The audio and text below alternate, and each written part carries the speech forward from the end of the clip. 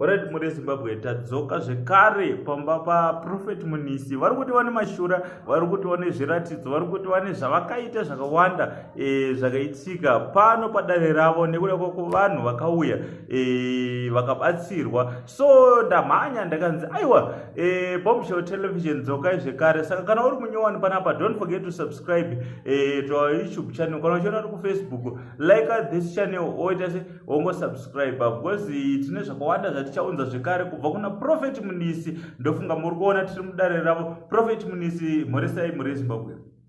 Makadi muri Zimbabwe kwese kwese kwamuri mativi mana enyika. Ndiye Profeti Philip Munisi wamuri kutaura naye panguva dzino. Sekuru venyu vamaitaura navo kusera nezuro nyangwe nanhasi. Ichokwadi.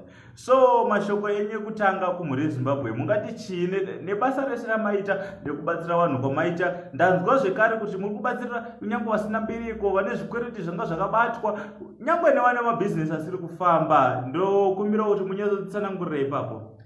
Tinopa kutenda chaizvo nevadiki vashoma vakona kuuya padare rino iri. Ichokwadi. Aiwa, tashanda zvakanaka. Ndingataura kudai kunyange nhasi iko zvino tiri pabhizi kushanda nenyaya yedzimari dzevanhu vari kutodawo mari dzavo nevamwe vari kutoda kuwedzerwa mari mukati memabasa. Ichokwadi. Ndanzwa kuti kune vanga vachida kuromba asi hatingazotaura nemazita because vanhu vanozikanwa. Ndanzwa kuti mavabatsira padare renyu. Mungada kuti kudii kune vanhu vane pfungwa kana kuti vane urombo hwekuuya kudare renyu vachida zvinhu zvekubatsirwa pamari, mungati kudii? Zvakawanda zvangu kana ndikazvitaurira ndimene. Aiwa, zvakanaka sezvo nhasi taita rombo rakanaka kuti tine vamwe vachangobvawo pamazuva mashoma ivo vakakona kuzodzoka futi nhasi. Aiwa, vachataura zvakawanda ivo. Right, muri Zimbabwe tichangopinda mudare redu tisati tataura zvakawanda. Tine munhu akabatsirwa zvakawanda zvikuru kwazvo. Toda kuti azvitaurire ega kuti chii chakaitika. Mukoma wangu makadii? Ndiri tinofara inini. Ndokumbira kuti munyatsotsanangura muri Zimbabwe zvakaitika kwamuri kubva pangatanga kushanda naProfeti Munisi kusvika pamasvika nhasi. Okay, inini zvangu ndichiita mabasa akasiyana-siyana. Pamwe pacho ndaishandira vamwe vanhu asi mari dzainetsa kubuda vanhu. Alright. Zvisinei, pandazoenda paYouTube ndakuoneka video yaProfeti Munisi paYouTube. Ichokwadi. Ndopandauti ndinganditsvage mumwe ndikaona atisaite pamwe kudzana kunokwadzana kuno. Ndafambira ndikatuti ndafambira kuno. Then after ndapiwa zvandakapiwa zvokushandisa zvangozogeza zvangozvakazvinodii. Ichokwadi. Ndapedzera nhengo yacho ndatejoka. Ndandisina zvangu hembe dzino dzandakapfeka izvozvi. But chishamiso yatoshandisa atombondikangana pandiona ndichinga ndakapfeka kudai because ndasokabada pandisina kana bhuti. Ndakafarukira asi mari ndinadzi dzakabatwa nevanhu. Ichokwadi. Saka aiwa zvinoshamisa. Aiwa, ndinotenda zvangu. Chamakanyanya kubatsirwa chamunofara nacho imimi kana mukadzwa nezvaProfeti Munisi kana kuti mukaona munhu ari kutambudzika munomuti aiwa enda paProfeti Munisi pane zvamakabatsirwa. Ndokumbirawo chamakanyanya kufara nacho chamakanyatsobatsirwa nacho ichii chaicho? Chakanishamisa ndechekuti pandakamudza nyaya dzangu dzemari handina mhokaramo ngati mazuva mana 4 days ndega ndakatanga kutsvagiwa. Nevanhu vanga nezvikwereti zvangu katoti avo vanhu atova almost 8 months vasina kundipa mari yangu. Ndoga ndepakandifondera vachiatisamiti vachida kusangana neni. Vatakusangana chete vachibudisa mari dzakawandisa zvakawandisa. Aiwa, ipapo ndapanzwisisa. So muri Zimbabwe kana mune kwamakabatirwa mari, kana mune kwamakashanda musingapiwe mari, kana kune munhu anofunga kuti ane mhepo dzanga dzakaiswa pamusoro pake achimbowana mari ozotanga kushaya, ndofunga nzvimbo yekuenda makuiziwa. Nhamba ndodzo dziri paskrini idzodzo. Kana uchangosvika uchangotibata tibate paBombshell Television. Alright, mukoma wangu ndokumbira kuti mutaure chinhu chechi2 chamakanyanya kubatsirwa nacho munyaya dzezvemari kana kuti munyaya dzezveurwere dzamakabatsirwa pano pasejari yaProfeti Munisi. Ndisati ndabata zvezvirwere nezvemari idzi kumba kwangu kuti tisingaonekane nini navabereki vangu.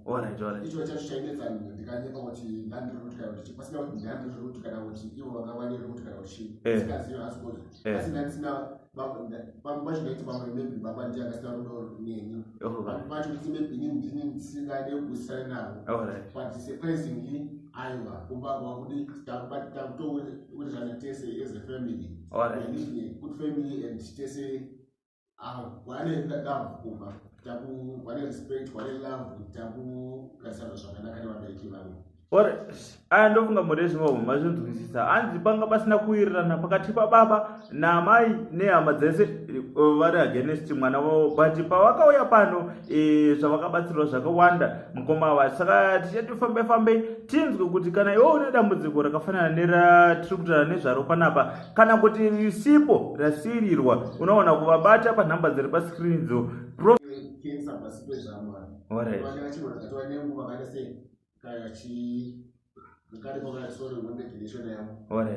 Saka ipapo pandakambogaita kuno kufuti zvakaita zvakanaka.